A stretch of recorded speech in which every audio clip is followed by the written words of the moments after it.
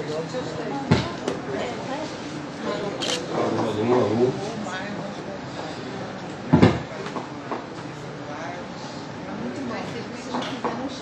Pode deixar ligado. Boa noite. Gente, eu vou levantar, eu não dou conta. Sejam todos bem-vindos e bem-vindas à Blux Livraria. Hoje nós estamos aqui, a Edições Cândido, junto com a Cristiana Seixas, que é a grande idealizadora e curadora da coleção Biblioterapia, que é abrigada pela Cândido. Dentro desse evento da Blux, né, que é o Ocupa Blux, que é um movimento para que a gente possa reocupar os espaços que deixamos vazios durante a pandemia. Reocupar esse espaço tão importante.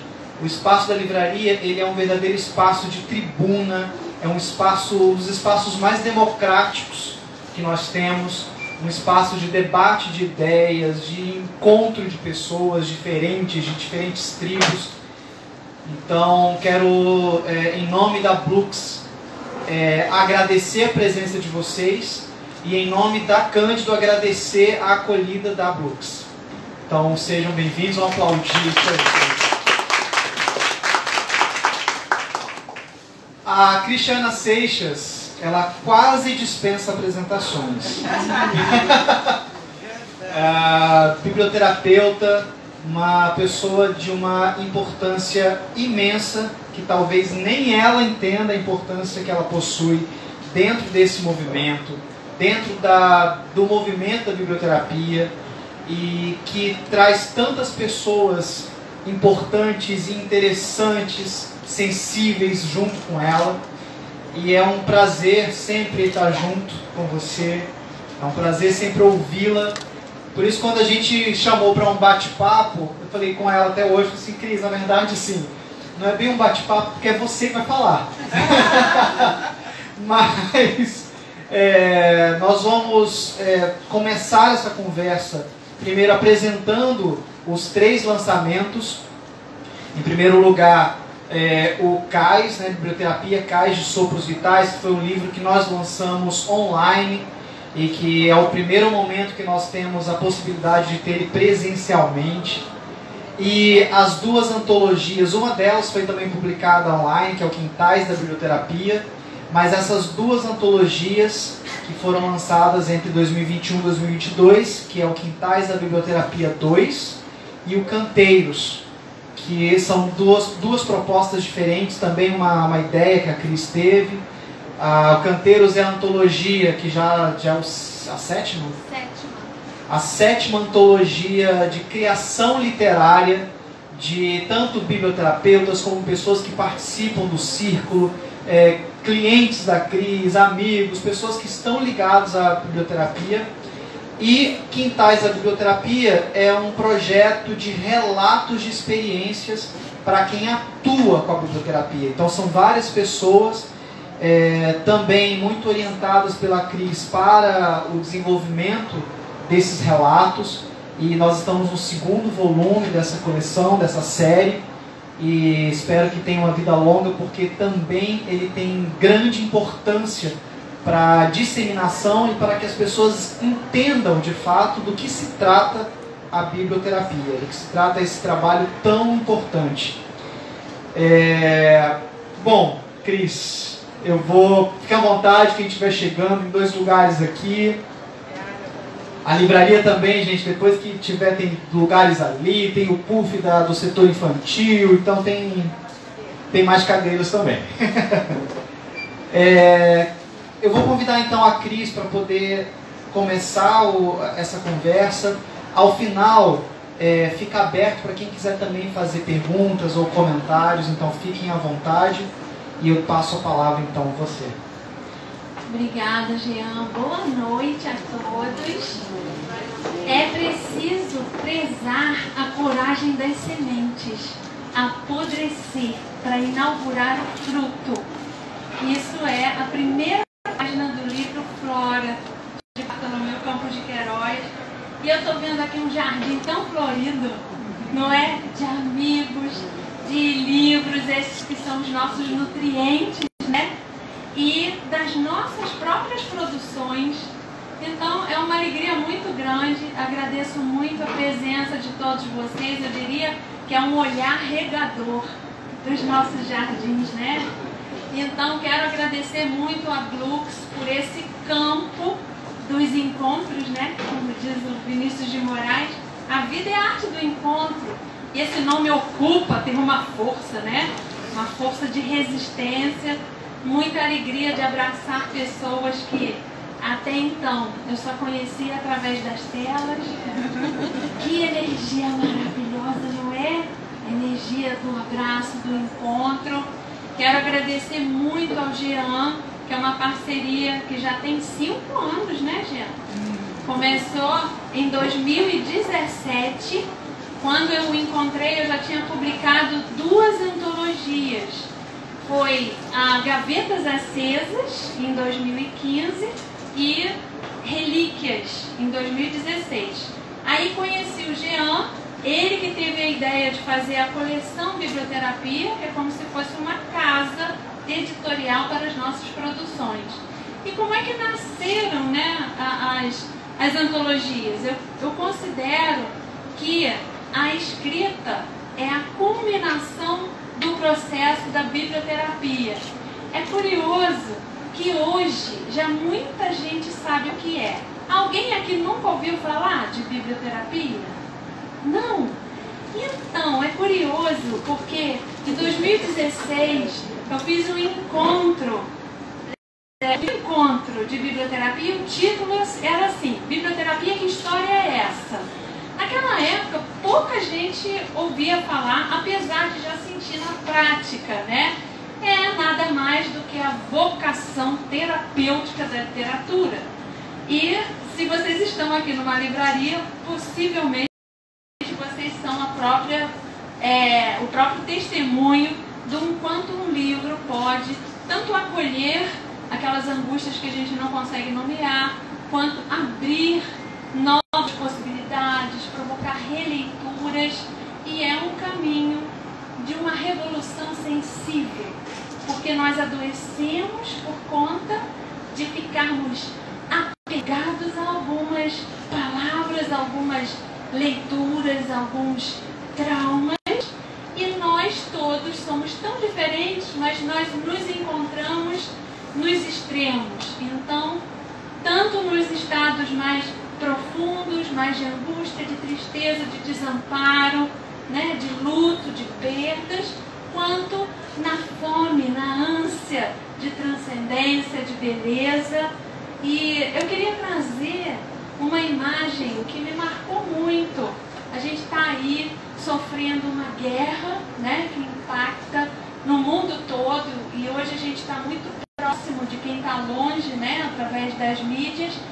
E no meio de um campo que estava acolhendo essas pessoas, tinha uma bailarina que dançava uma música que tocava só na cabeça dela. Então, olha, eu fico até arrepiada de dizer, porque a literatura também faz isso com a gente. Independente da guerra exterior, a gente alimenta um campo simbólico, sensível, de resistência. Então toca uma música, tocam palavras, tocam sopros dentro da gente. Então, numa versão mais tradicional, biblioterapia vem do grego, que significa terapia pelos livros. Mas não é tão simples assim, né? Então, uma referência no assunto, que é o Aquinan, ele escreve no livro Biblioterapia que lá no século III, o Fílon de Alexandria dizia que os filósofos eram terapeutas. Se os filósofos eram terapeutas, quer dizer que eles não se ocupavam só do corpo físico, mas daquilo que anima o corpo fundamentalmente, ao sopro da alma. E eu fui nessas pesquisas porque eu comecei a adentrar nesse universo em 2010, Em 2011 eu cometi uma loucura, pedi demissão, queria viver só disso. E agarrei no Paulo Freire, que fala da prática reflexiva. E o Paulo Freire cita um verso de Camões com um saber de experiências feito. E eu passei a atuar regularmente, semanalmente, desde 2011 e paralelamente a aprofundar os conceitos, né? A buscar a teoria, mesmo sem referências. Na época não tinha curso sobre isso, mas eu sou autodidata, os meus mestres estão aí espalhados, né? E aí o conhecimento vai não cabendo mais. Então, em 2014 foi publicado o primeiro livro, que foi Vivências em Biblioterapia, Práticas do Cuidado através da Literatura, que a Cândido abraçou em 2018. E no ano passado, foi setembro, né? Já não lembro, esse foi o segundo livro, que é uma compilação das experiências e dos estudos nesses 11 anos de práticas, que é o Cais de Sopros Vitais. Então é isso que eu estava dizendo. Eu fui nessas pesquisas acessando um conhecimento indígena. Então no livro Tupã Temondé, do Cacá Virajecupé, ele diz que ser humano é som de pé, que nós somos como se fôssemos um instrumento, né, para tocar a música divina, para tocar o sopro. E eu venho sendo testemunha diária do quanto que um poema pode ser um sopro. Vocês querem ver? Vou fazer agora com essa coisa vivencial. Mia Couto diz assim: ninguém oferece flores. A flor, em sua fugaz existência, já é oferenda. Talvez alguém, por amor, se ofereça em flor, mas só as sementes oferecem flores. Respira. Eu chamo de vibra-sopro, né? Então, muitas vezes, a gente está tão impregnado de palavras que são como socos, são como facadas, são como pedradas, não é? Cada palavra tem energia. Então, os guaranis, eles chamam de palavras formosas aquelas que guardam alma. Então, na literatura tem muito, e muita gente não tem acesso. Quando diz que não gosta de ler ou não gosta de poesia, é porque ainda não foi apresentado devidamente. A biblioterapia, ela é interdisciplinar e ela é transdisciplinar. Então, nós somos como se fôssemos relações públicas, né? Então, parte da escuta, e aí a gente vai pegar alguém que dialoga com aquele contexto ou com aquela pessoa. Então, isso foi se espalhando a partir... É como semente, né? Tá cheio de beija-flor aqui, que pega a sementinha e vai pulverizando em outros campos. Então, as antologias e canteiros, a 7ª antologia, eles surgiu da necessidade de criar um espaço para as pessoas experimentarem, sair de ser leitor e experimentar ser autor, autora. E eu tô nervosa, já vi, né? Eu não costumo ficar não, mas agora... Então, acho que é de propósito, né? O Leninski tem um poema que se chama Erra uma vez, não é? Era uma vez. Errei 1, 2, 3, até aprender que só o erro tem vez. Então, olha, chegou a Maria Luísa, que veio de Minas Gerais. Obrigada pela sua presença, pelo seu esforço de estar aqui. E então, lá em 2015, eu lancei, né, essa ideia, vamos publicar um livro, nós vamos viver essa experiência. E aí é muito interessante porque em 2015 eram 17 autores, no ano seguinte já foram 23, depois foram 34, a cada ano vai aumentando. Por quê? nós, quando estamos em comunhão, auxiliando uns aos outros, a gente pode muito mais do que acredita, né? Então, o que acontece nas antologias é uma coisa muito interessante, porque dá uma coragem, né, Jean? Depois que as pessoas começaram a participar das antologias, depois soltaram outras artes. Então teve a Inês Drummond, por exemplo, que depois de participar da primeira, publicou um livro só dela. E depois ela começou a soltar as artes plásticas. Sabe aquilo que a gente tem de mais precioso e que guarda? É uma oportunidade de botar para fora. Quixote é o nosso muso inspirador, porque somos todos errantes. É só errando que sai do lugar. E a gente foi percebendo, né, Gê, o quanto que as pessoas foram se lapidando, melhorando a própria escrita, porque isso tem a ver com um conceito que é do Paul Ricoeur, da identidade narrativa. A partir do momento que a gente narra a si mesmo, é um ato reflexivo, né? A gente se ausenta desse feed infinito que estamos todos imersos e a gente mergulha e vai buscar. Então, eu gostaria de chamar os autores de canteiros para ficar aqui pertinho de mim, para falar um pouco também, já que é um bate-papo, né? O Jean falou, é você falando, não, eu sou do coletivo. Então, quem aqui está fazendo parte da antologia Canteiros, olha, eu vou ler aqui, porque tem muita gente que está nos acompanhando. Quero também agradecer a presença de todo mundo que está nos acompanhando aqui. Olha, os autores da antologia Canteiros, a Ana Carolina Dias Cruz, a Ana Cristina Bechara Froz Garcia, Ana Cristina Leonardo. Quando eu falar o nome de vocês levantam a mão para eu saber.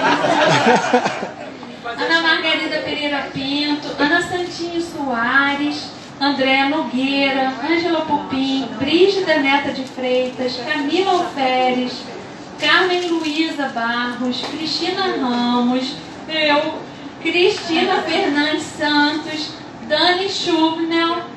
Dani tá aqui, né? Ah, tá bom. Dioneia da Silva Tosi, Edith Chacon. Escrevinhar na Rua das Estrelas é um coletivo de mulheres que escrevem, maravilhosas.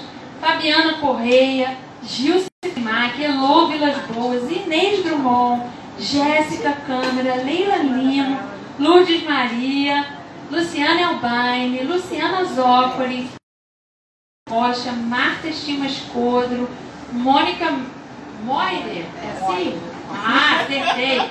De Miranda, Monique Brito, Norma Emiliano, Regina Garcia Brito, Rosa Maria Filgueiras, Rosângela Gomes Piedade, Rosângela Travassos, Sandra Barros, o Sérgio, nosso bendito é o fruto do nosso jardim, Solange Rabelo, Verônica Falcão e Zezé Vita.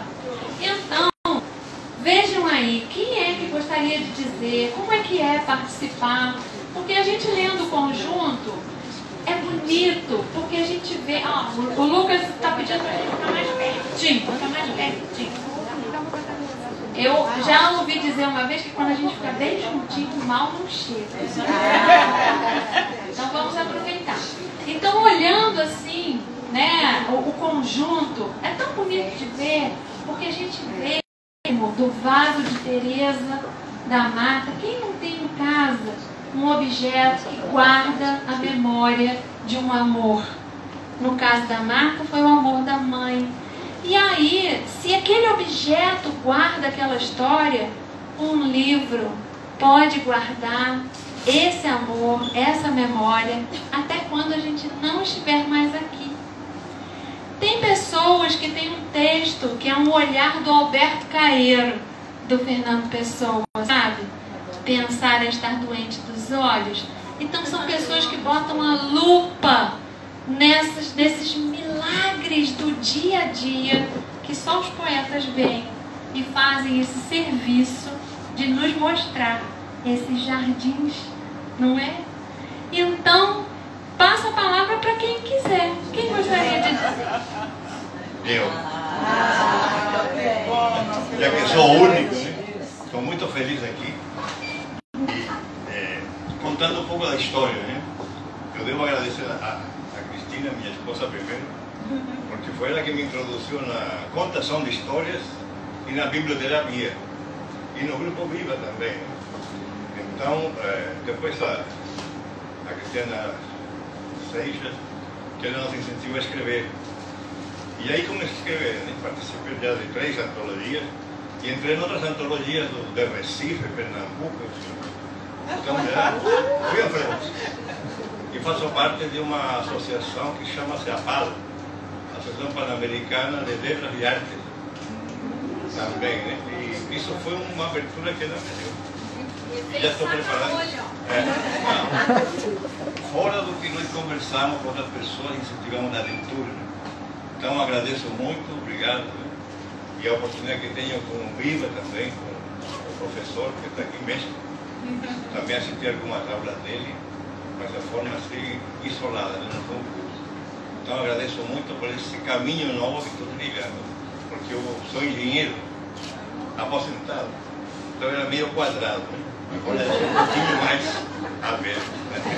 Obrigado.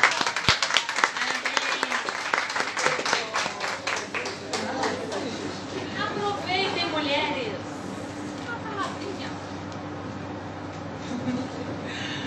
Não, o que eu quero dizer é que todas estamos muito gratas a Cris, né, por esse incentivo, porque foi o que eu disse no dia do lançamento virtual, é uma ousadia assim, incrível.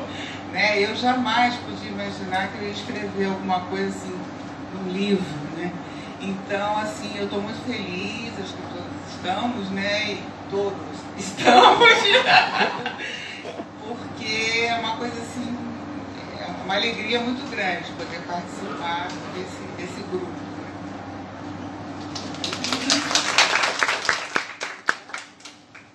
Bastante emocionada de estar aqui, conhecer a Cris, conhecer as minhas amiguinhas de janelinha de quase 2 anos.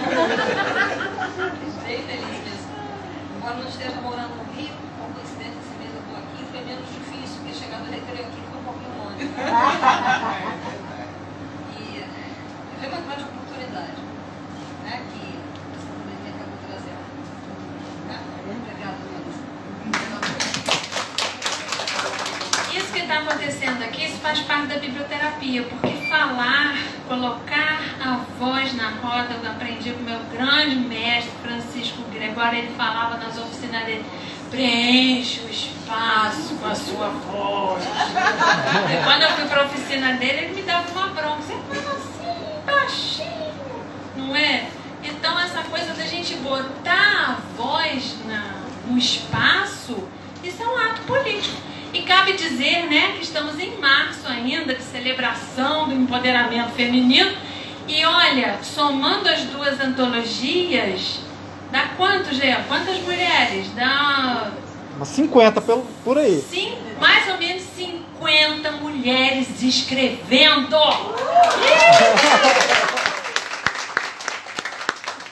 Eu tenho acompanhado o Cris, adoro, e eu sempre escrevi, né? Mas aí você vai engavetando, vai engavetando. E o que eu achei que me veio agora na cabeça, a antologia, embora a gente queira sempre, como eu agora estou não querer de publicar um livro sozinha, a antologia é legal porque dá coragem, uma dá coragem à outra, e é cada coisa linda, cada um mais bonito que o outro. Então esse coletivo da antologia joga a gente para frente. Não, ela vai colocar, eu coloco, vai todo mundo junto na mesma onda. Essa capacidade também de criar beleza. A Lourdes é uma, né? Porque ela faz as coisas, depois ela vai ver, gente, que bonito isso! Ela mesmo se surpreende com a capacidade dela de criar beleza, né? E sabe o que é bacana? Olha, a Marcela tá aí, venha, Marcela, que também é uma autora, venha pra cá. O bonito é que depois isso vai lá pro acervo, que eu chamo da minha farmácia, que é a estante dos livros, e o que vocês escrevem vira medicamento, né? E aí incentiva outras pessoas a também escreverem. Bem-vinda, Marcela, que é uma das autoras. Por falar em coragem, eu acho que eu nunca ia ser nem convidada, nem ia ter coragem de aceitar para escrever a orelha do livro. Que a Cris me convidou e foi assim um marco para mim do Travessias, num papo sobre Neruda, né? A gente precisa contar essa história, né? É muito engraçado, porque eu fiz um mapa astral ano passado, 2020, quando começou a pandemia. E aí a pessoa falou pra mim, olha, tá aqui escrito nas estrelas que você tem que atualizar, você tem que escrever outro livro sobre a biblioterapia, e isso vai estar aberto até março de 2021. E aí eu peguei aquilo pra mim e vou executar. E foi uma lenha. Escrever um livro não é nada fácil, é uma oferenda, né? Mas teve um momento que eu bloqueei. A coisa não saía mais. E conversando com a Marta, antes de começar uma aula online, né, eu comentei sobre isso. E aí ela me ofereceu o Neruda, no livro Maremoto, ela me ofereceu uma imagem, né? Porque lá no Chile tem aquelas grandes ondas. Mas quando vem, antes de vir a grande onda, tem um recuo, como se fosse um tsunami mesmo, né? E quando recua, tudo aquilo que fica no fundo do mar fica exposto. Mas a forma que o Neruda apresenta isso, ele fala sarcófagos de sal. Só um poeta, né? Para falar desse jeito. Aquela imagem me fez mudar o livro todo. Me fez, por isso que tem a ver com mar, tem a ver com cais. Então eu aproveitei essa metáfora e aí destampei. A coisa fluiu. Eu fui buscar os poemas todos de mar, né, da Sicília, do Fernando Pessoa, dessas metáforas da gente pescar e, enfim, do Amir Klink. E aí eu agradeço muito a Marta, ela faz parte aqui da orelha, o prefácio da Glória Quirinos, que é uma querida também, agradeço muito.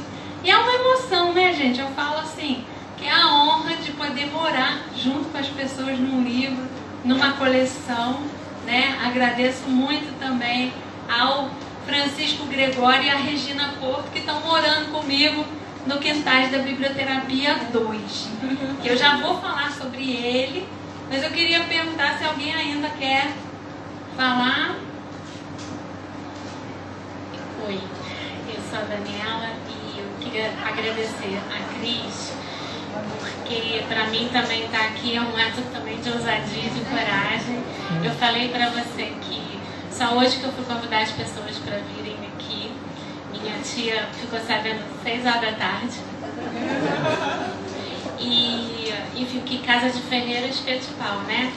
Eu sou jornalista, vivo de escrever, mas escrever que não seja para gaveta ou para o jornal é diferente, né? Até falei no lançamento virtual da minha vergonha de estar ali, de ver o meu texto e o meu nome, me sentir desnuda, né? Mas tá sendo bom passar por aqui.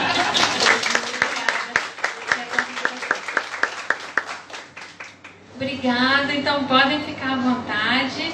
E agora eu vou chamar os autores presentes para explicar o que é, qual é a proposta dos Quintais da Biblioterapia. Então teve um dos lançamentos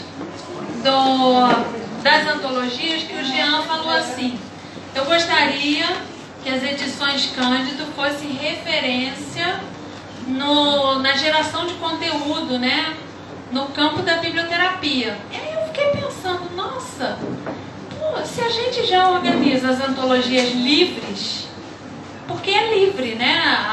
Eu não faço restrição de gênero, a pessoa para participar dessas antologias pode ser com poesia, com prosa, com crônica, com conto, o que quiser, mesmo alguma coisa que nem se encaixe nesses gêneros, né? É liberdade total. Pode seguir a temática do título ou pode escrever sobre qualquer coisa. Então, é um canteiro de liberdade expressiva, né? Mas, nessa intenção de solidificar o campo da biblioterapia, eu comecei a dar uns cursos em 2015, com pessoas das mais variadas áreas. Então, tem povo que é da área psi, né, da área de saúde, tem povo que é bibliotecário, tem o pessoal que quer dar um tempero depois da aposentadoria, então tem educadores, tem várias pessoas diferentes, né, com propostas diferentes, e elas, a partir do curso, começaram a fazer suas experiências nos seus campos. E eu recebo esses testemunhos, né? A Rosângela é uma que sempre fala para mim assim: eu já sabia desse potencial, né? Já acreditava na biblioterapia, mas cada dia eu acredito mais. Por quê? Porque ela está colocando a mão na massa. E a gente encanta. E como diz o Bartolomeu, beleza é tudo aquilo que a gente não dá conta de ver sozinho. Então a gente precisa contar, porque não cabe na gente. Então, assim nasceu, né, o Quintais da Biblioterapia 1. É interessante, né, essa diferença, porque o canteiro, ele recolhe, ele contém. O quintal espalha, né, chama para brincar. Então, cada um pode se espalhar de uma forma diferente. Então, o Quintais 1 trouxe já vários relatos das pessoas aplicando a biblioterapia, que livros estão usando, qual foi o público, o que percebeu. Então, fazendo esse exercício, que era muito também, eu aprendi que quando a gente fala de Paulo Freire, tem que usar o verbo no presente, porque ele está mais vivo do que nunca, né? Então, ele recomenda que a gente escreva sobre as nossas experiências, porque isso é um ato reflexivo, é um ato formativo, isso ancora o que é que você está vivenciando. E isso compartilha, né? É uma solidificação do campo. Então, o Quintais da Biblioterapia 1 foi lançado e é sempre uma experiência de aprendizado, né? A partir do Quintais 2, a gente fez uma curadoria, a gente prestou uma assessoria, né, para todos esses autores que são de estados diferentes, que são de áreas diferentes, justamente com essa preocupação de qualidade. Então eu convido os autores que estão aqui presentes para ficar aqui comigo, para falar um pouquinho do Quintais 2. Vem a Rosângela, vem a Márcia.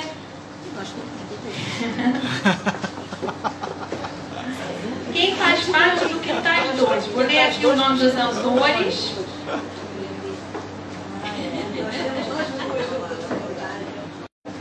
Ela é psicóloga e conta um caso. Eu também conto um caso específico de uma mulher querendo resgatar o feminino.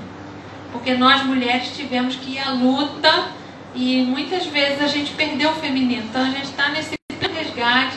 E aqui eu partilhei muitos poemas que são utilizados na biblioterapia com esse propósito.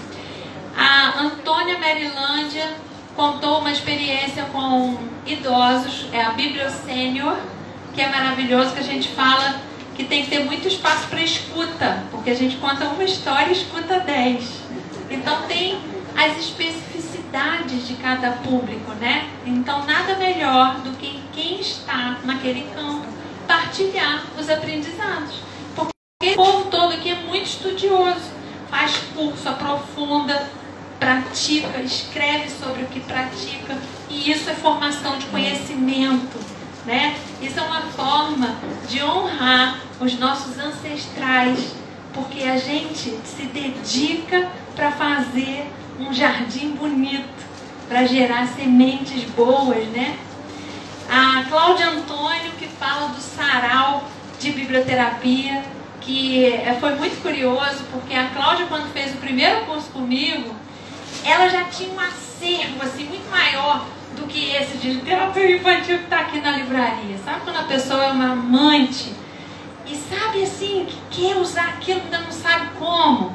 Mas aí é interessante porque o campo vai abrindo, né? Vai mostrando possibilidades e ela encontrou a singularidade dela. Ela faz o sarau de biblioterapia, então às vezes faz com o tema do Vinícius de Moraes, com Chico Buarque, literatura específica, né? Então está fazendo um trabalho belíssimo aqui. Ela conta, fala, acho que esse capítulo é muito especial, que ela fala da curadoria, como é que ela faz para escolher o tema.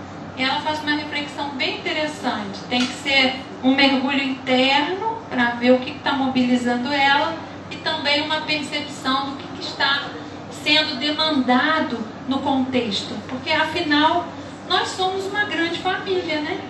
Então, tem algumas coisas que está no tempo de dedicar. A Elizabeth Pinheiro, que fala de uma outra perspectiva, de quem recebeu, né? Ela já vai falar mais um pouquinho como é que é passar pelo processo, ser alcançada por um livro. A Emília, que fala de uma experiência com crianças. Então, olha que bonito essa diversidade. Como tem aqui várias flores de cores diferentes, tamanhos diferentes, a biblioterapia também há um acolhimento da diversidade. A Gilce Primac, que fala do processo dela como biblioterapeuta.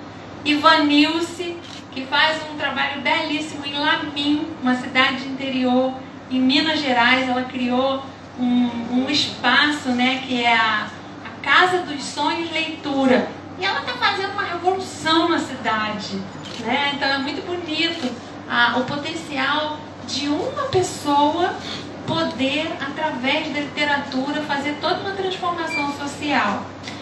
Márcia Rodrigues e a Rosângela, elas escrevem um capítulo em conjunto para mostrar como é que um encontro só entre duas pessoas já pode ser uma revolução.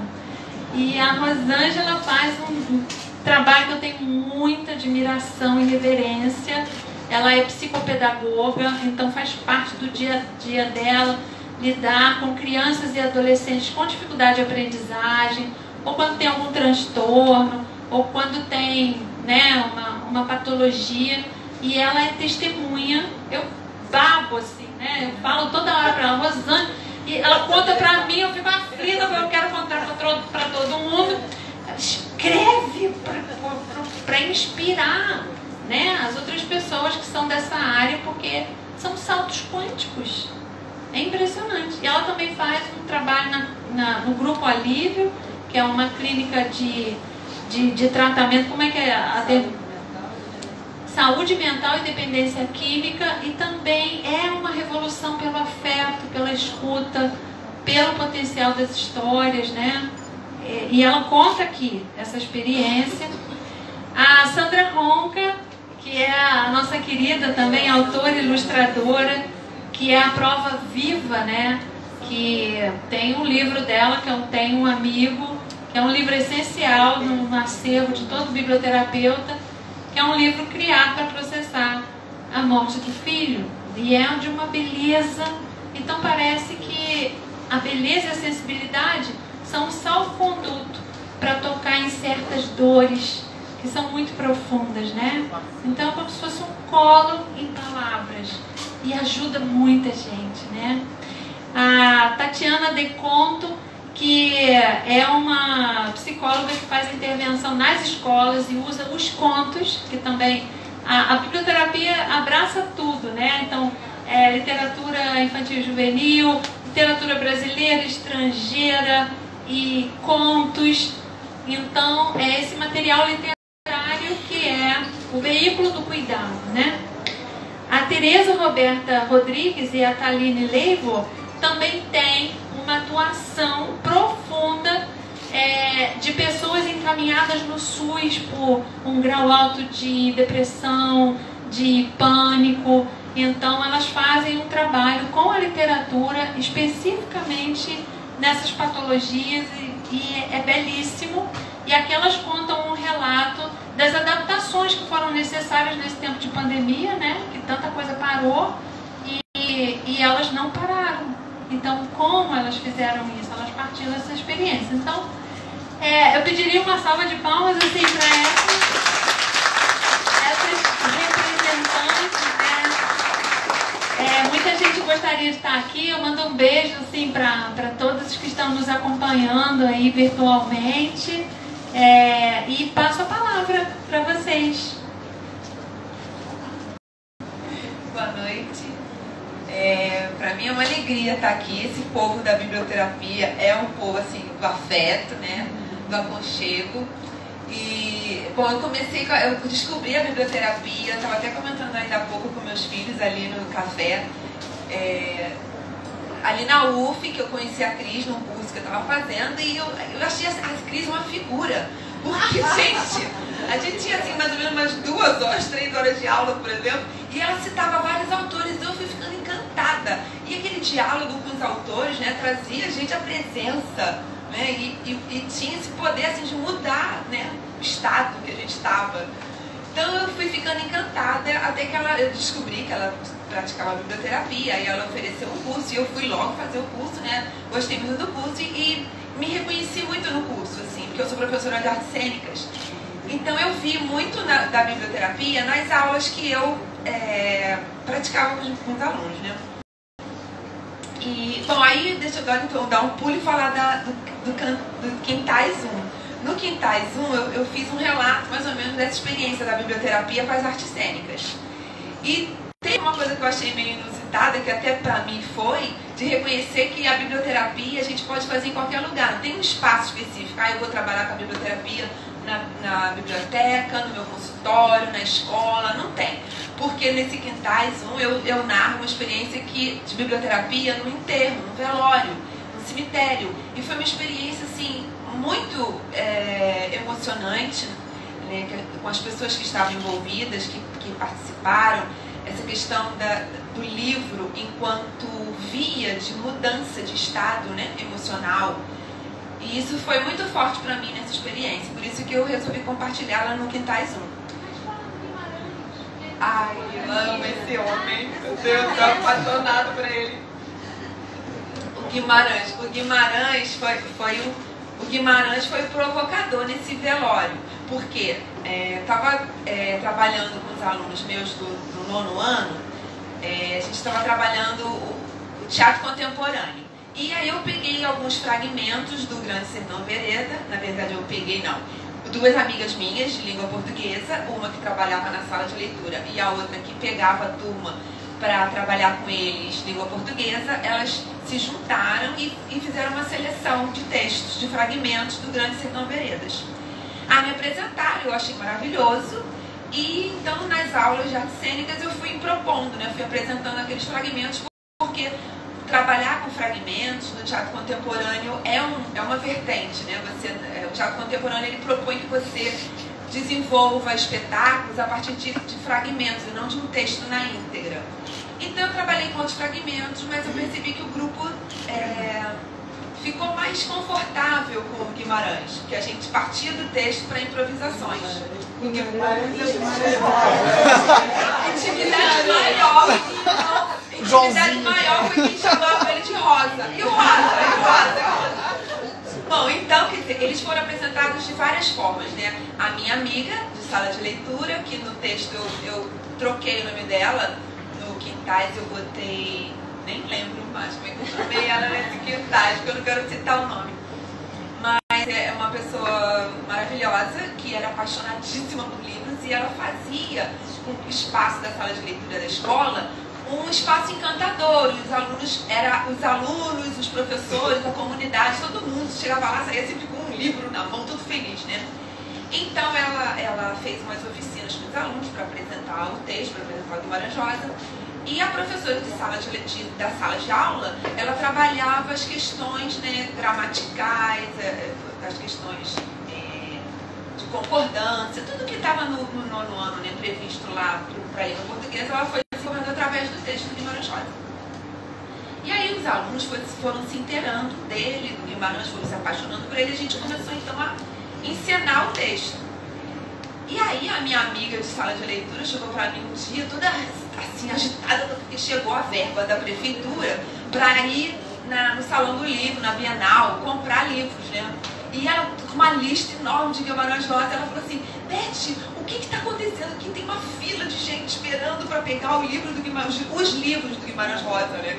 Então era um livro que passava de um para outro e eles ficavam, ai, tá comigo agora, não, mas me presta, não sei o quê. Então, ficaram apaixonados pelo Guimarães. Ele só não foi apresentado alguma coisa dentro do caso, né? Sim, que faça sentido, né? Bom, aí conclusão, nessa correria de Guimarães Rosa, ela foi para a Bienal e comprou vários exemplares do Guimarães Rosa e eles puderam, não deu para todo mundo, continua a fila enorme esperando, mas e era reclamação que ficavam, ai, termina logo, não sei o quê. E Grande Sertão Veredas não dá para terminar logo, né? Teve gente que até ficou pelo meio do caminho, porque queria passar pro colega, mas passou. Conclusão. Então a gente criou um espetáculo, né, baseado nesses fragmentos. O espetáculo falava deles próprios, né, porque as improvisações foram acerca da vivência deles, né, do cotidiano deles. Então, tiveram cenas que tratavam de nascimento, cenas que tratavam de... A gente foi costurando, né, o espetáculo, e o espetáculo passava por aí, pelo nascimento, pela relação com a água, né, de vir ao mundo, de estar aqui nesse mundo. Passava por questões também de você ser excluído, ser discriminado. Questões humanas, né? Sim. Mas e o texto que era dito era o texto do Grande Sertão Veredas, fragmentos do Grande Sertão Veredas. Então, uma aluna minha estava lá agachada e a cena dela era de um parto. Um parto na água, né? Tinha uma bacia assim, com água, né? E ela então falava lá, não lembro mais o texto que era do Guimarães. Bom, aí esse espetáculo me emocionou muito, emocionou toda a escola. A gente montou ele numa sala de aula, né? Na sala de aula em que a gente tinha a aula de artes cênicas. E ia uma turma de cada vez assistir o espetáculo. E os alunos se revezavam nas funções, né, teatrais. Alguns assumiram a função de iluminador, outros de sonoplasta, outros de ator, atriz. E eles iam lá, buscavam os espectadores ali no corredorzinho e entravam, né? Cada um escolhia o local da sala para estar. E esse texto tocou muitas pessoas. Alguns professores foram assistir, também foram muito tocados. E quando terminou, ficou aquilo. Aí passaram alguns anos, não vou dizer quantos para perceber, estou com 58 anos, mas passaram muitos anos. A Bia Lessa montou um espetáculo, né, o Grande Sertão de Veredas. Ela montou no CCBB, aqui no Rio. Eu já tinha visto uma instalação dela lá no Museu da Língua Portuguesa, do Grande Sertão. Chorei bicas, maravilhosa. E quando veio pro CCBB, eu não consegui assistir, mas no Sesc Copacabana eu fui assistir. E aí quando eu estava lá assistindo, eu escutei o texto do Guimarães Rosa sendo dito pelos atores, que a gente tem que fazer uma referência aqui, porque os atores foram brilhantes para falar aquele texto. E a Bia Lessa, extraordinária na direção do espetáculo, né? Então aquilo foi voltando, foi trazendo à minha memória toda aquela experiência com os alunos, a vivência, né? Porque ser professor, a gente desenvolve uma relação afetiva com o educando, né? A gente traz eles pra gente, e no município, eu não sei como é que é na escola particular, que eu trabalhei muito pouco, mas no município a gente tem uma vivência muito, muito próxima da família. Então aquilo foi vindo para minha memória, aquele texto foi trazendo todas aquelas experiências do meu passado. Eu lembrei das minhas amigas de sala de leitura, a professora da sala de aula, e aí me deu uma vontade louca de encontrar as pessoas. Aí quando eu cheguei em casa, né, eu falei, bom, vou mandar uma mensagem para a minha amiga de sala de leitura, pra gente se encontrar, pra gente ler esses fragmentos do Guimarães Rosa, né, coisa e tal. E conclusão, eu deixei e não liguei naquele mesmo dia. No dia seguinte, olha a sincronicidade, uma amiga nossa em comum, também de língua portuguesa, me manda uma mensagem pelo WhatsApp dizendo que no dia seguinte era o enterro dessa minha amiga da sala de leitura. Gente, eu fiquei assim, meu Deus, com quem que eu vou reler esse texto? Porque, gente, eu estava assim muito emocionada por ter ouvido o texto através dos atores. Eu fiquei, meu Deus, ai, por que eu vou reler esse texto? Porque os meus alunos estão por aí. De vez em quando eu encontro eles nas esquinas, aí o olhinho deles brilha. Então, eu falei assim, bom, eu vou reler esse texto com ela. eu peguei os fragmentos do Guimarães Rosa, que era o nosso roteiro, mas o roteiro só estava os fragmentos. Aí eu tinha algumas cópias, eu falei assim, eu vou levar essas cópias todas, eu vou reler esse texto lá junto com ela. Quando cheguei no velório, estavam lá, algumas pessoas eu conhecia, que eram meus colegas de trabalho, né, mas que a gente não se via há alguns anos, porque nessa época eu já estava na Secretaria de Educação. E falei, né, com uma amiga minha, oi, eu trouxe um texto pra gente ler, você topa ler comigo? Ela, tá. Aí eu fui distribuindo para as pessoas que estavam no velório, né, você aceita ler comigo? Você aceita ler comigo? E todo mundo pegava assim, né.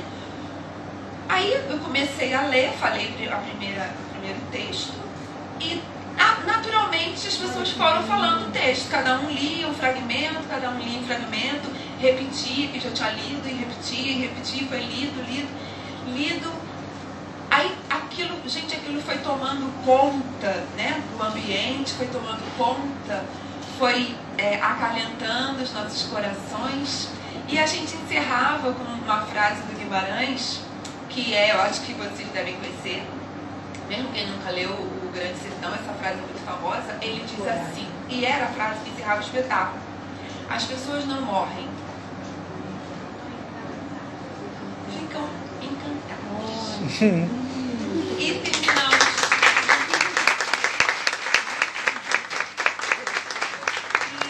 E eu tenho certeza que o espírito dela estava lá, se regozijando com aquela leitura, se nutrindo com essa passagem que ela fez e que ela deve estar trabalhando no plano espiritual com os livros, porque ela era uma amante dos livros e passava essa paixão para todos nós, inclusive para mim. E quando então terminamos, eu fiquei mais um pouquinho lá, senti que o ambiente mudou completamente, a energia, o estado, né, emocional da gente mudou completamente. E quando eu me despedi da nora dela, que nem conhecia, ela falou assim, olha, sou a nora dela, eu quero dizer pra... Não, aí nisso, antes de eu me despedir... Vamos concluir. Deixa eu concluir. A nora dela começou a cantar Chico Buarque, ela também amava Chico Buarque. Aí eu fui me despedir da nora e a nora falou, olha, esse texto lavou minha alma. Aí eu falei, meu Deus, olha o poder da biblioterapia, né? Então, em qualquer lugar, em qualquer momento, ele tem ele faz esse movimento, né, da gente sair de um estado e ir para outro. Bom, acho que nem vou falar do Quintais Doido, não vai sobrar tempo. Sempre falando.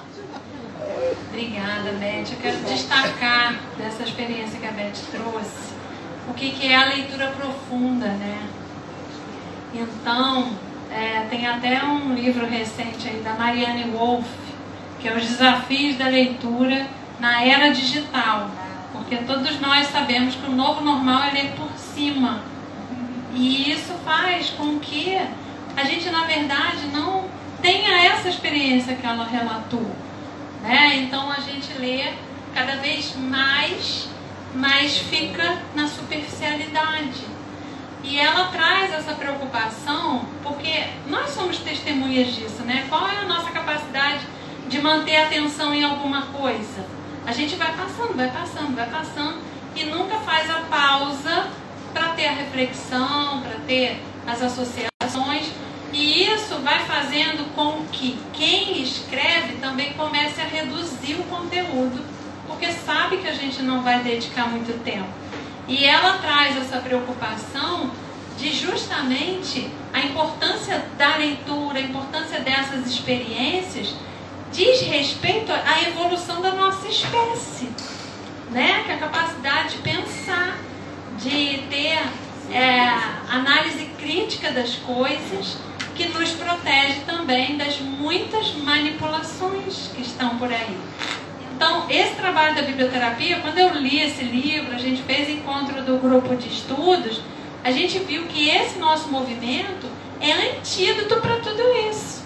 Porque a gente justamente faz os círculos, né, as rodas de biblioterapia, a gente se ausenta desse caos, a gente usa a literatura como isca para trocar as nossas histórias, para fazer as nossas correlações, e isso está para fazer as releituras, né? Porque a gente trabalha bastante o texto para se debruçar sobre ele, expande as leituras e se retira desse caos e pensa, né? E conversa.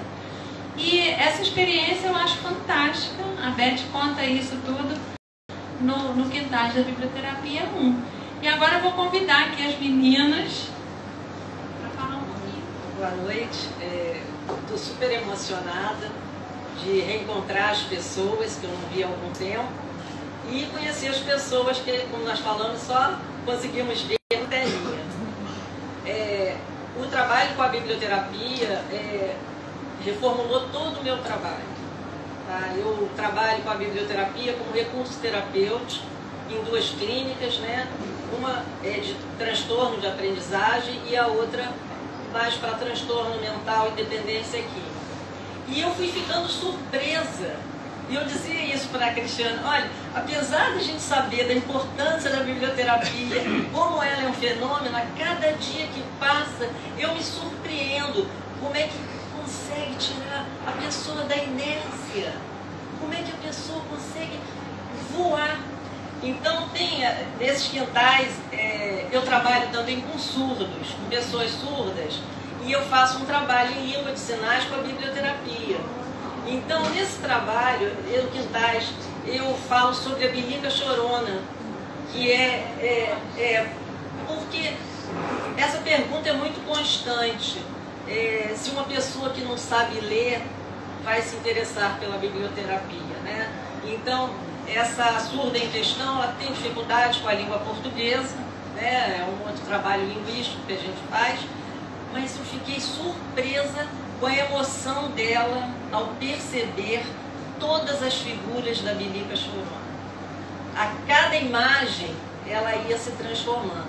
E agora, olhando para a Ângela, eu me lembrei, eu tenho um outro aluno esquizofrênico, surdo, que ama seu livro.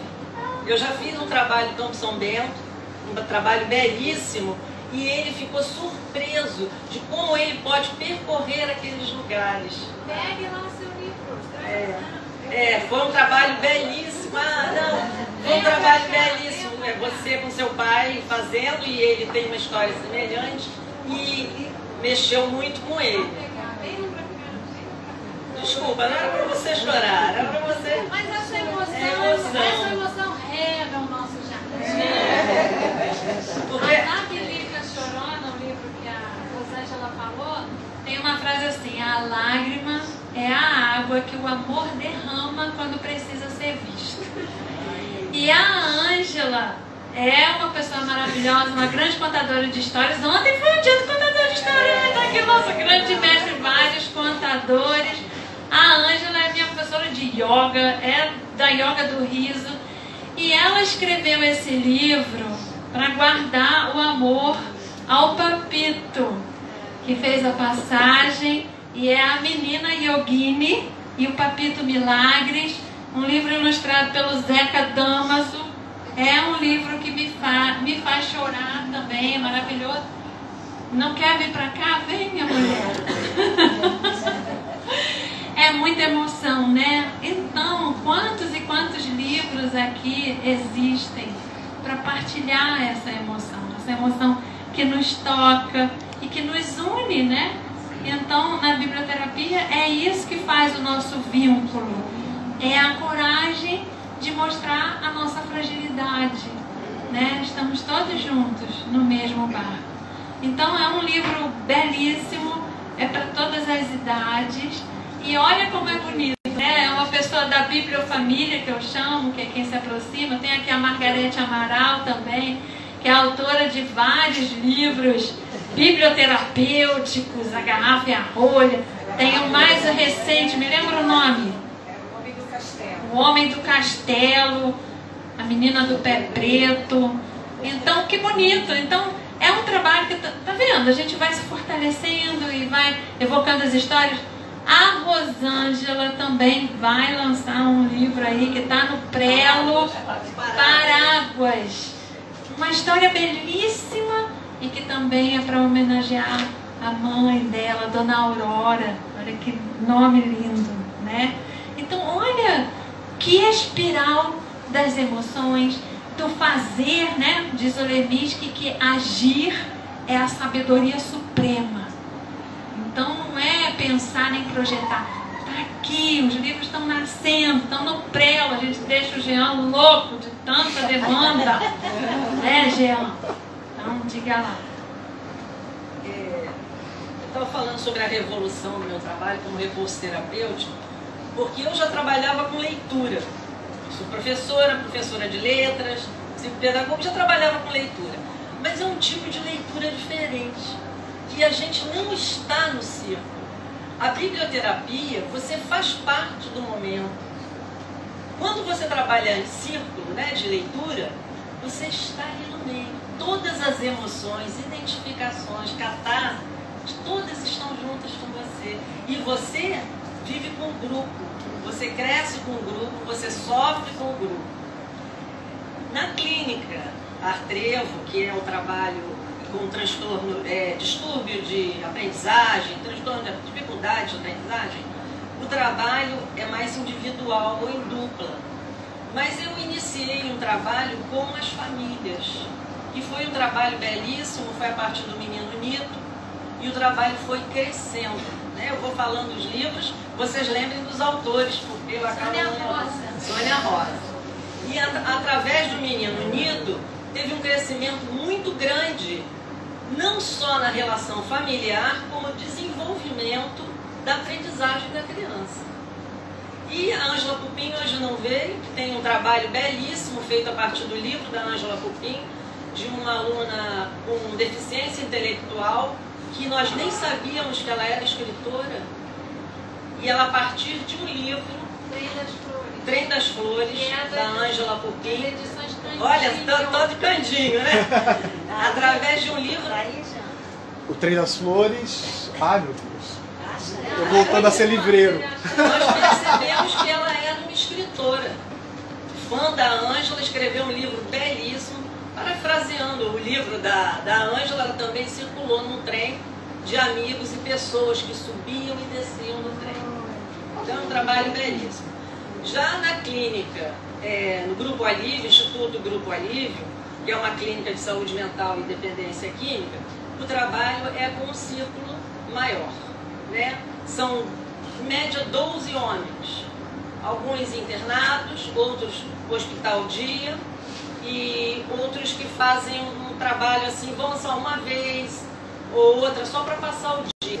Não ficam lá internos, não. A primeira vez que eu estive lá... o trem chegou. O trem chegou. É lindo, é isso que a Rosângela falou. De um trem, porque é uma metáfora, né? E diz até o Caio Fernando Abreu, em Pequenas Epifanias, ele faz uma leitura da morte que eu acho um espetáculo, porque o trem chega e para. E aí quando você vai entrar no trem, você percebe que você não pode levar as bagagens. E aí você depois percebe que você não pode levar nem o seu próprio corpo. E é assim que é. Então, olha como a literatura vai trazendo certas imagens que nos fazem perceber o valor da vida, o valor que a gente tem, né, que está ao alcance. Então, no Instituto, no Grupo Alívio, eu cheguei lá a primeira vez e eu fui percebendo, quando eu fiz o curso de biblioterapia, que o trabalho com a biblioterapia, ela criava um movimento no ser, fazendo com que a pessoa retrocedesse ao passado, buscasse uma qualidade de vida através da palavra. Então, e eu escutei muitas vezes da Cristiana falando sobre Freud, que dizia uma frase: onde quer que eu vá, um poeta esteve lá antes de mim. E foi com essa frase que eu falei, vou me arriscar nesse grupo.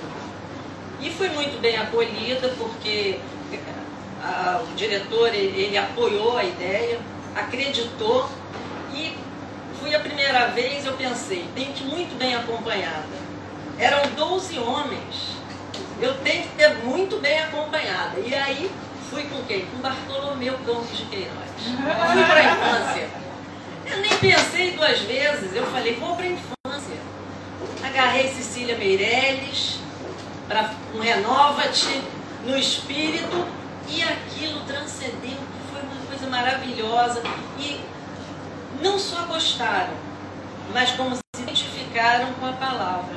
É como a Cris, às vezes você pensa que a pessoa não gosta de ler, ou que ela não tem sentido para aquilo, que aquilo não vai levá-la a lugar nenhum. Mas quando você percebe o movimento de olhar, uma passagem para o outro falar,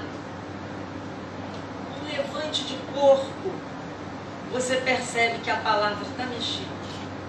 E aquilo é o maior ganho.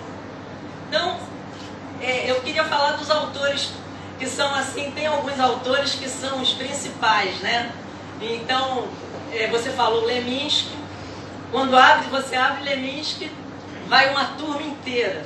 O Tiago de Mello, não posso deixar em casa.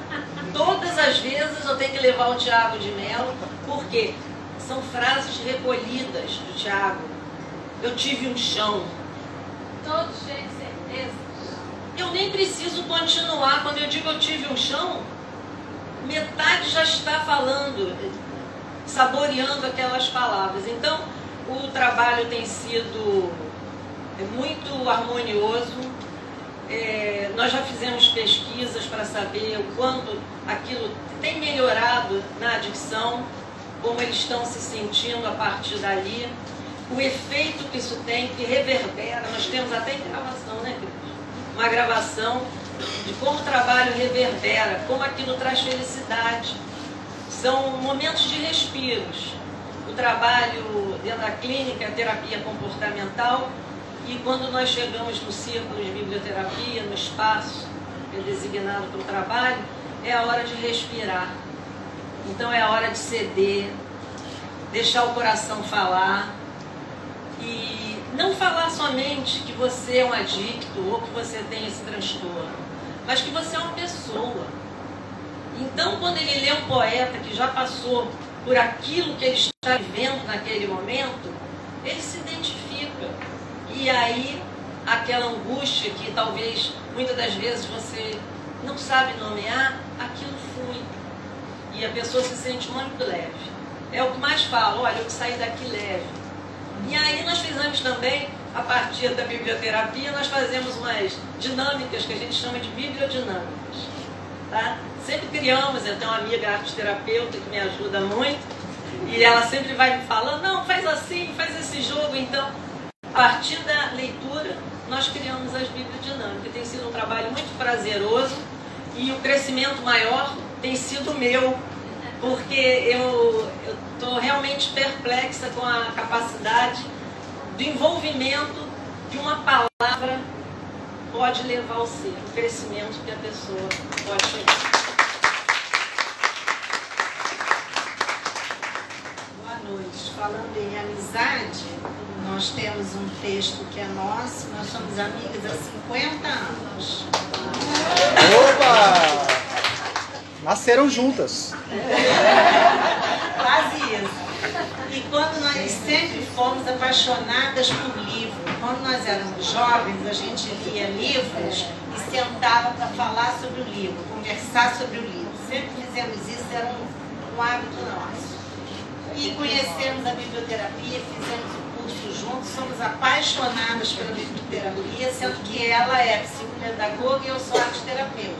Então, assim, eu trabalho a biblioterapia usando a arte e ela a aprendizagem, né? E acaba misturando nas bibliodinâmicas aí. Mas nesse livro dos quintais, nós resolvemos escrever o que nós chamamos de páginas entre nós. Porque em 2020 eu fraturei a perna e fiquei uns 4 meses deitada em casa. Depois de um ano de pandemia, foi muito difícil lidar com isso. Presa em casa 1 ano. Quando eu pensei que eu ia sair, eu quebrei a perna. E aí a gente pensou, poxa, por que a gente não faz a biblioterapia entre a gente? Aí nós criamos esse grupo Páginas Entre Nós, que era eu e ela. Ela Pensava o dia inteiro. foi assim. Muito bom, porque a gente fez o seguinte: vamos buscar livros que a gente nunca leu, de autores novos, para poder aumentar o nosso repertório. E tinha que ser sempre um livro surpresa. Eu surpreendia ela com o livro que eu escolhia e ela me surpreendia com o livro que ela escolhia. E foi assim, delicioso, muito bom, curador. Eu melhorei demais, ela também, nós nos ajudamos e a gente conta a nossa experiência nesse livro.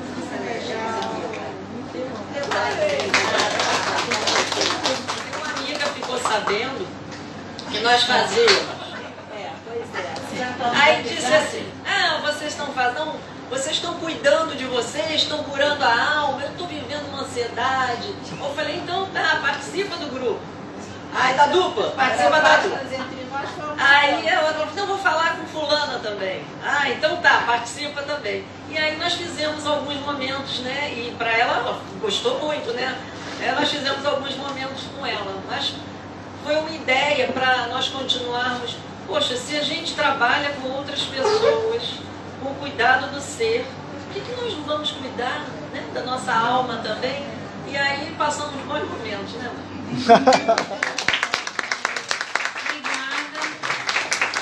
Quero destacar assim que cuidar da saúde mental é uma prioridade para todos nós. E essa experiência mostra, né, que no momento que está fraturado, está, né, impossibilidade de ir e vir, essa liberdade de imaginar, alimentada pela leitura, ela pode levar onde a gente quiser.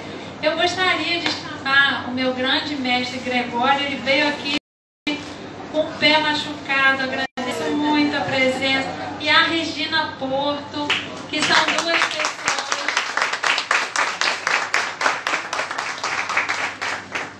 Venham pra cá, venham pra cá.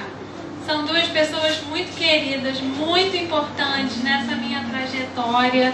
Então, eles me deram a honra de morar com a gente nesse livro, né? Então, o Gregório faz a orelha, a Regina Porto faz o prefácio.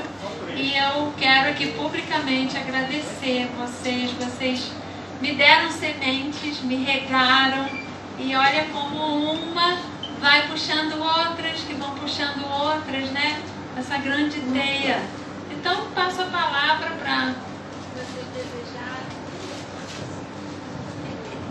Boa noite a todos. Eu estou muito feliz de estar aqui, né, presencialmente. Estou muito feliz de participar desse livro da Cris. Na realidade, foi uma felicidade encontrar a Cris. Não sei se fui eu que encontrei a Cris ou a Cris que me encontrou. A Cris já fez parte do nosso projeto. E ver a Cris crescer, né, com a palavra foi maravilhoso. E eu fiquei mais encantada ainda quando ela me convidou. Para mim foi um prazer imenso poder participar. Eu amo as palavras. Estou conversando aqui com a Cris, né, com a Maria Cristina. Dei um trabalhinho para ela para o mês que vem. E Bartolomeu Campos de Queiroz também me salvou na pandemia. Desde o início da pandemia, eu tenho um grupo de uma roda de leitura de Bartolomeu Campos de Queiroz e do Francisco Gregório, mas no segundo mês da pandemia eu fui arrumar estante, porque todo mundo fez isso, foi arrumar casa, né? A gente estava em casa, então vamos arrumar. E eu fui arrumar numa das minhas estantes de livro, e era o Cantinho do Bartolomeu. E o primeiro livro que eu puxei foi O Gato. E numa das páginas do Gato tem uma frase que ele diz assim: o medo nos faz criar esperanças. E aquilo ali foi, sabe, como um soco no peito. Eu aí fui conversar com a Ninfa Parreiras, né, que era amiga do Bartolomeu, especialista em Bartolomeu. E ela falou assim: já que ele te salvou, faça um grupo de leitura do Bartolomeu. Né? Então, uma vez por mês, a gente tem esse grupo de leitura. E eu acho que a Cris faz isso. Ela salva a gente pelas palavras.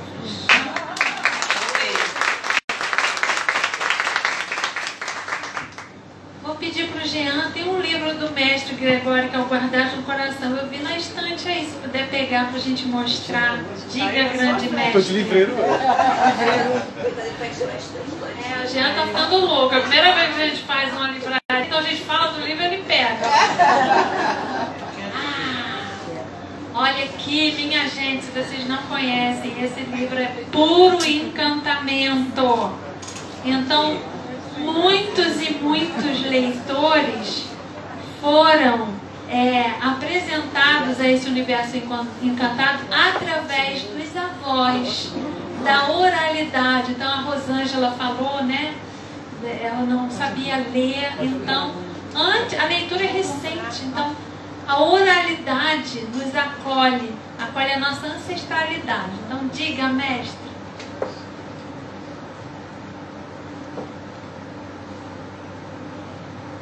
Eu pisco e ela pisca. Eu pisco e ela pisca. Eu pisco com o direito, ela pisca. Eu pisco com o esquerdo, ela pisca. Eu pisco os dois, ela pisca. Eu pisco, ela pisca. Eu pisco, ela pisca. Vejam, ela é minha namorada. Um pequenino grão de areia, enamorado de uma estrela, atravessava as noites, as madrugadas. Eu pisco. Ela pisca. Eu pisco. Ela pisca. Numa praia da orla brasileira, um pequenino grão de areia, enamorado de uma estrela, atravessava as noites, as madrugadas, cutucava os seus vizinhos grãos para também namorarem. Vamos, namorem. Eu pisco. Ela pisca. Eu pisco. Ela pisca. Mas os outros grãos de areia daquela praia, vizinhos do pequenino grão de areia namorado, debochavam, desmereciam, zombavam do pequenino grão de areia namorado de uma estrela. Mas o pequenino grão de areia enamorado persistia, insistia, permanecia enamorado. Eu pisco. Ela pisca. Eu pisco. Ela pisca. Veio um vento, levou o pequenino grão de areia para a beira da água. Bem no instante que uma onda mansinha quebrava na areia e espumava. E o pequenino grão de areia namorado todo espumado. Eu pisco. Ela pisca. Permanecia, insistia, persistia enamorado. Eu pisco. Ela pisca. Eu pisco. Ela pisca. E veio uma onda enorme. E aquele ondão quebrou na areia e zap, levou o pequenino grão de areia para o fundo das águas. Naquele instante, os grãos de areia daquela praia e de outras praias viram uma estrela caindo.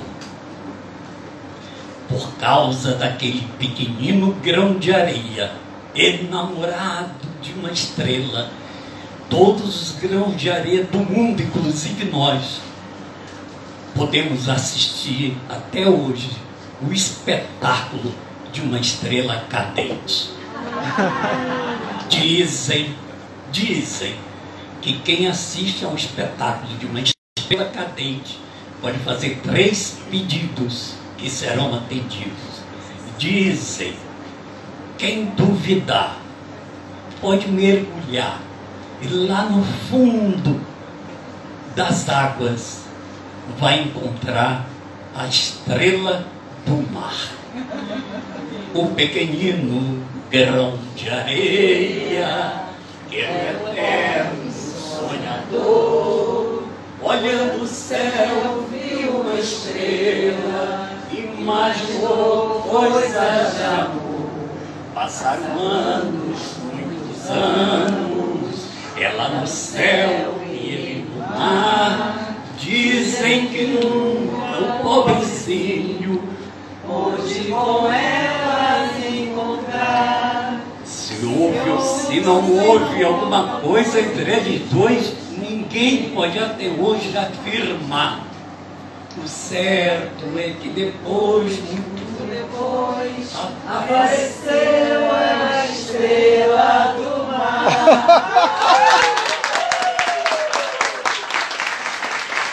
Eu fiz.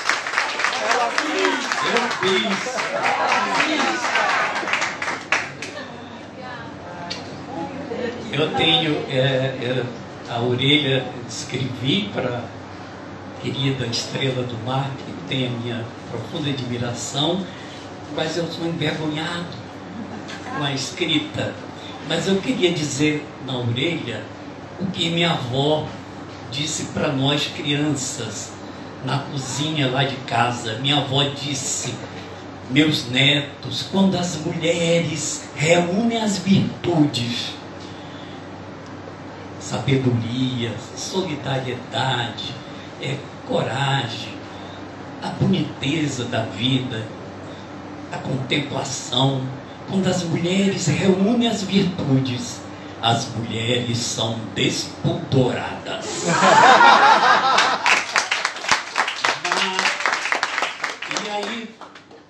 Com 7 anos de idade na escola, eu cheguei um dia à escola, a diretora da escola, uma mulher bonita, resolveu naquele dia receber os alunos, dar um abraço e dar um bom dia de acolhimento. Aí chegou minha vez, a diretora me deu um abraço: bom dia, Francisco Gregório, bem-vindo, e me deu um abraço, e eu fiquei emocionado.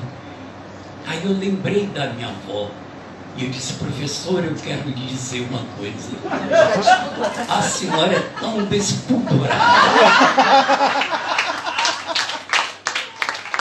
E claro, ela me mandou para a biblioteca, para a professora trabalhar comigo. E aí eu escrevi isso na orelha. Mas eu pensei, eu não posso estar chamando essas mulheres bonitas assim, porque... Mas aí eu troquei a palavra e coloquei atrevidas. Então, olha, dica, onde se lê atrevidas, ele quer dizer despudoradas. Obrigada, mestre. Então, minha gente,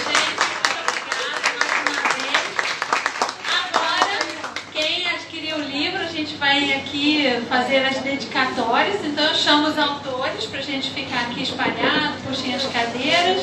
E diga, Jean, quer dar algum recado?